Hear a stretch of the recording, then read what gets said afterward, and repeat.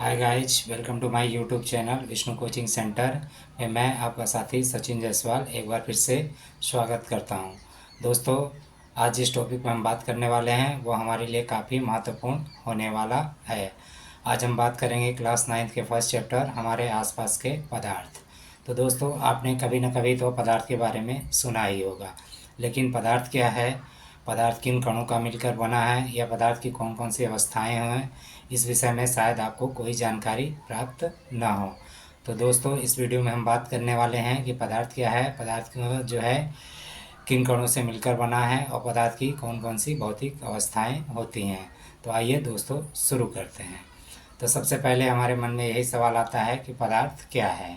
तो पदार्थ जो है क्या है, यही हम जानने की पहले कोशिश करेंगे।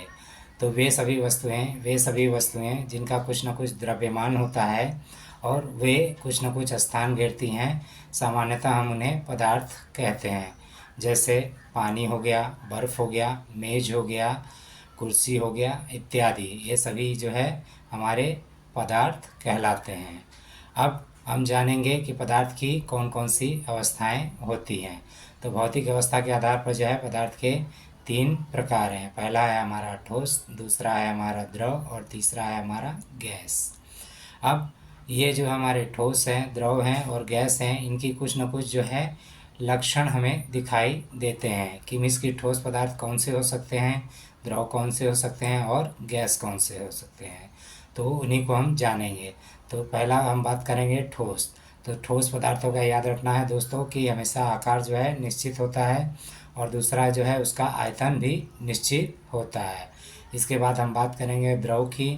तो द्रव का याद रखना है कि दोस्तों कि द्रव का आकार निश्चित नहीं होता है, उसे जिस बर्तन में आप डालते हैं वह उसका आकार जो है धारण कर लेता है, लेकिन द्रव का जो है आयतन निश्चित होता है। अब तीसरे तत्व की हम बात करेंगे, वो है हमारा गैस। तो दोस्तों याद रखना है, तो गैस का जो है हमारे दोस्तों ना ही तो आकार निश्चित होता है और ना ही तो आयतन निश्चित होता है।